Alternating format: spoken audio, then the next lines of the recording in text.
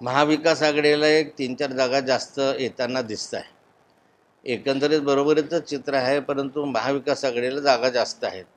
या राज्यातल्या मतदारांना जे फोडाफोडीचं राजकारण आहे ते काही मान्य केलेलं दिसत नाही आहे. एकंदरीत हे जर सर्व दृष्टीनं पाहिलं तर माननीय शरद पवार साहेबांच्या NCPला या ठिकाणी 10 पैकी 6 ते 8 जागा येताना दिसत आहे. म्हणजे माननीय शरद पवार साहेबांवर जनतेने विश्वास ठेवलेल्याचं मूळ NCPवर विश्वास ठेवलेला दिसतो आहे. अजितदादाकडे गेलेल्या NCPवर विश्वास ठेवलेला नाही, म्हणून अजितदादांना एखादी दुसरी जागा आली तर नवल वाटू नये असं चित्र आहे. एकंदरीत उद्धवजींच्या संदर्भामध्ये जर पाहिलं तर माननीय उद्धवजींना या ठिकाणी दुसऱ्या क्रमांकाचे खासदार निवडून येतील असं एकंदर चित्र दिसतं आहे.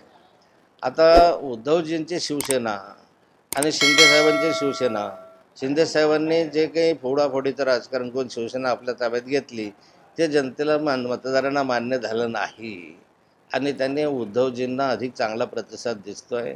माननीय शरद पवार साहेब असतील किंवा उद्धवजी असतील यांच्याविषयी एक सहानुभूती मतदारांमध्ये एक्झिट पोलच्या